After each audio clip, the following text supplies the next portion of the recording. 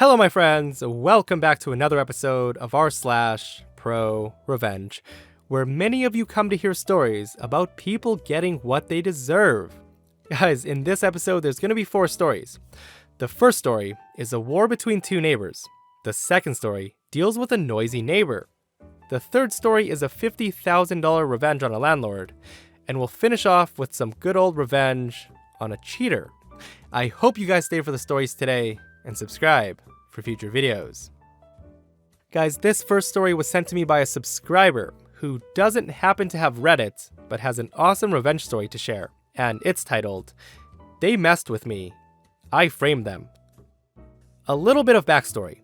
This story took place in the early 2000s. I'm a 14-year-old male at the time. My neighbors and I would always feud, and I'd get into physical fights with all of the kids. The kids were 18, 16, and 14. All testosterone-filled boys who were obsessed with fighting, wrestling, extreme BMXing, that kind of stuff. They were the next-door neighbors that moved in, who were basically disliked by everyone. They were pigs. Their property was a mess, they'd never cut the grass, and their backyard looked like a garbage dump. The kind of neighbors you'd love to live right next to. The moment the kids met me, they did not like me at all. Now, I'm not testosterone-filled. I was a scrawny little kid who enjoyed reading comic books and watching Pokemon, so I was considered a nerd. Our parents also didn't get along. My dad disliked the parents because they were openly smoking weed with their family on more than one occasion. We were basically 2 families at war. It was always the boys who picked on me first, and when my parents would talk to their parents would always argue that their trailer-trashed, no-mannered kids were angels, and that it's how boys played, and that I could learn a thing or two by being around her kids. My mom got really mad at that, but I'm not getting into that. One day, they invited me to play street hockey with them just to pick on me. I accidentally scored on the oldest brother, and I guess he was embarrassed and decided to knock me in my nose, making blood run like a faucet. I ran to my mom, who then talked to their mom, and life was never the same. They began to pick on me even more. The 16 and 14-year-old got a good idea in their head one day. They decided to jump me while I was walking back home from school one day and made me eat grass and wouldn't quit until I cried. When I stood up, they threw me into a bush and I ended up getting stung by a few wasps and ended up at the hospital since there was a sting right on my eyelid. Other than that, nothing too serious, just a few scars. So I decided to get even. One night, I got into their shed and removed the nut that holds the front tires to their bikes. The 16-year-old did a wheelie, and nothing happened. The 14-year-old jumped off a ramp, and the front wheel came off. He came crashing down, and had to be taken to the hospital, and nothing serious happened. Just a small war between 2 neighbor kids. Normal, right? I thought I was finished after that, but boy was I wrong. I had no idea what they planned to do next. My parents had left with my sister to go to a hockey tournament, and wouldn't be back for a few days. The neighbor kids thought I went with them as well. At the time, their parents were also leaving for a week-long vacation. The night their parents left on vacation, the 3 boys decided they'd sneak into my family's yard. I was awoken by the sound of rustling outside, since my bedroom window was open and right by the pool. I kept the lights off and was very quiet, so they couldn't see me, but I had a clear view of them. I knew they were about to do something, so I wanted evidence. I rushed to grab my dad's old camcorder. I turned it on and started filming. I filmed them for a good 10 minutes. They were in the yard dumping food coloring, rocks, broken bottles, chalk, sand, and bags of flour into our swimming pool. I caught it all on video. After they were done, I saw them get into their brother's car and take off to go somewhere. Now this is where the pro-revenge begins.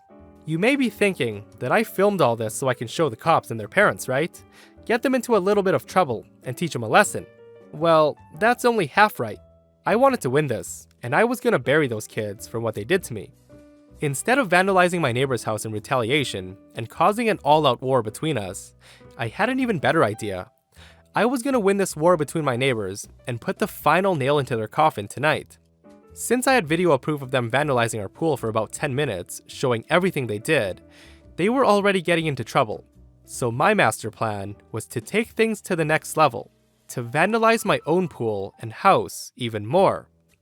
I took dozens of eggs, crushed them with a shell on in a bucket, and dumped it all into the pool. I grabbed all the toilet paper we had in the house, unrolled every roll, and added that to the pool. I decided to egg our own house and throw the eggs all over the patio furniture, ruining everything. I also smashed one of our back windows, right by where the boys were standing. And I didn't stop there.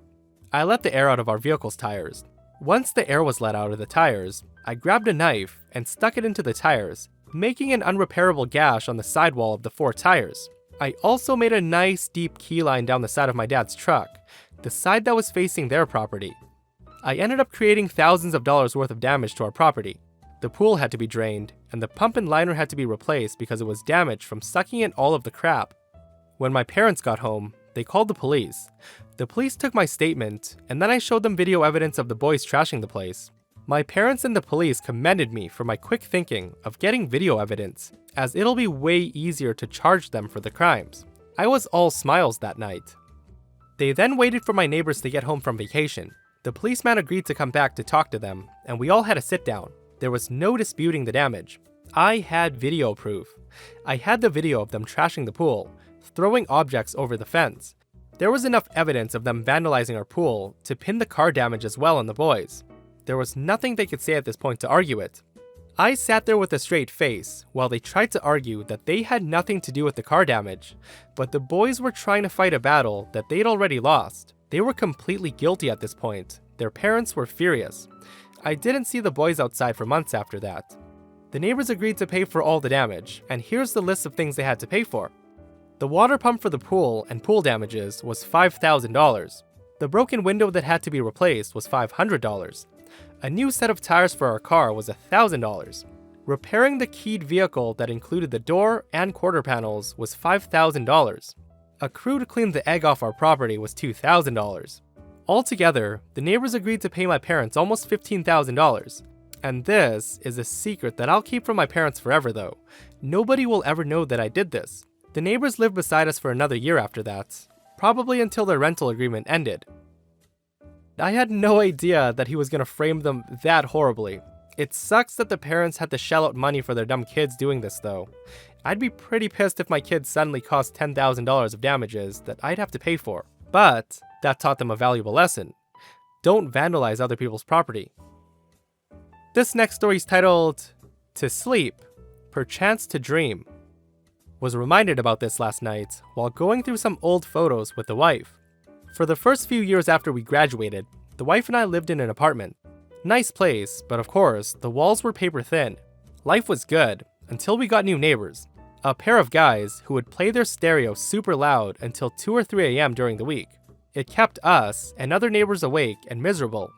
They mainly did it on weeknights because they would work and be gone from the apartment almost every Friday, Saturday, and Sunday. Life became really sucky. Their speakers were up against the common wall to our bedroom, which made it completely impossible to sleep. We and other neighbors tried to talk with them, going to the complex's management and even calling the cops. Never got more than a few days of quiet, and then they were right back at it. It got to the point where it was affecting my job performance. I worked at a big defense systems company as an engineer and had several electrical engineer friends.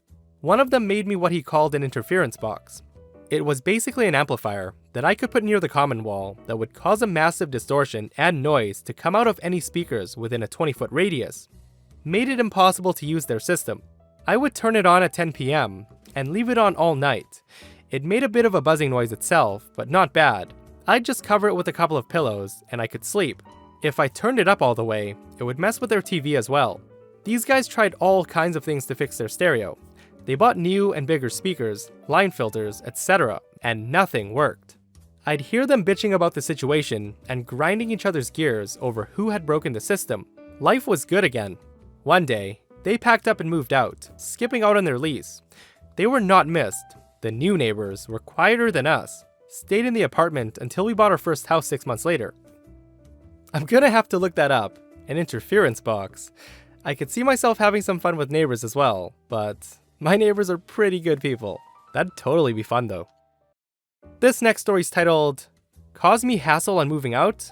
I'll Cause You 50 Grand in Home Repairs. So this story happened a few years ago, when I was still new and ignorant to renting apartments. My landlord was a right piece of work, and violated so many laws, but again, I was new to the whole thing. He knew that, and took advantage of my ignorance. I'd lived in one place which I really enjoyed, and signed a renter's agreement with the landlord. And then after 2 months, he said I had to leave because I made too much money.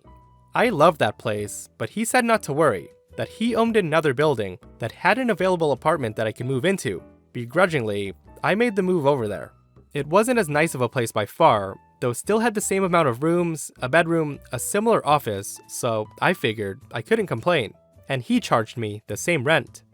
This new place was kind of gross though. It had cracks in the wall, black mold growing in certain corners, a bathroom door that literally didn't close, the radiator leaked water, and the toilet, well, let's just say it wasn't the same color on the inside as it was on the outside. As months went on, I began to notice that things were different when I'd come back from work. Sometimes it would be just, did I leave the papers like that? To, oh, there's muddy footprints here. I found out that he'd been coming into my place when I wasn't around. That was the last straw, and with the support of my boss, who is also my really good friend, I began looking for a new place with a different landlord. I finally did, and told my boss I was unsure if I should put in a notice or what. He asked if I signed a lease, or papers, or anything for that place, and I said no. In his words, he said, "Screw it, pack up your stuff and move." Therein lies the most stressful move that I've ever experienced. I had my best friend there helping me pack up my stuff, and 2 of their children. We got through a small amount of loading things up when Mr. Asshat Landlord got tipped off. He then kicked my friend off of his property, and told me that if I left the apartment, he would change the locks and not let me back in. Keep in mind, this is not before the end of the month, and I had already paid for the entire month. So I sat in my apartment, crying, trying to figure out what to do. I called my boss, who was quickly coming because his wife and kids were there, and one of my brothers, and was scared to leave my apartment as I didn't want to lose any of my things. After reinforcements came, the landlord backed off, and I quickly got all of my important things out of there. Before leaving, however, I took some quick pictures of the mold and cracks and other disgusting things around my place. A few days after settling into my new place, I went to the city hall and the health and safety board and showed them the pictures. It turns out they were just as interested in them as I was. Nearly a year later, I ran into one of my old neighbors from inside the building, an older lady that just lived below me. We made quick pleasantries, and she asked if I'd heard what happened after I left. I said no, as my new place was in the next town over, so I didn't frequent that neighborhood anymore. Apparently, thanks to the lovely pictures I sent in, my landlord was investigated and was forced to do over $50,000 worth of repairs on the building, and a lot of people got their suites fixed up thanks to me. I loved how the living situation of many people in that building got better, all because of a few pictures that OP submitted. Oh, OP's boss is a pretty solid guy for helping them out of the situation. This last story is titled, "Cheat on Me and No One Goes on Vacation." My ex and I used to go to a Cancun resort every year with a bunch of our mutual friends. I found out that he was cheating on me when I accidentally got a flight confirmation email that he booked tickets for himself and another girl. It was rough. I tried to have a civil breakup, but he refused to pay me for the Cancun vacation that I had already prepaid. I tried to get my money back, but he refused. After our breakup, it took me several weeks to find a new place to live and move my things out of his house. On the last trip to his house, I asked him one last time for the money, and he again refused. So, I accidentally packed his current passport in my last box of things and left my expired passport in its place. Since he'd already booked the tickets, he apparently didn't check the passport until he was at the airport, and was denied the international flight because he didn't have his current passport. I never did get my money, but I did get immense satisfaction that he didn't get to go on vacation with that girl. And that's it for today's episode of r/ProRevenge. If you guys enjoyed the stories today, be sure to give it a thumbs up. If you aren't subscribed, hit that subscribe button and make sure you turn on notifications so you don't miss future videos.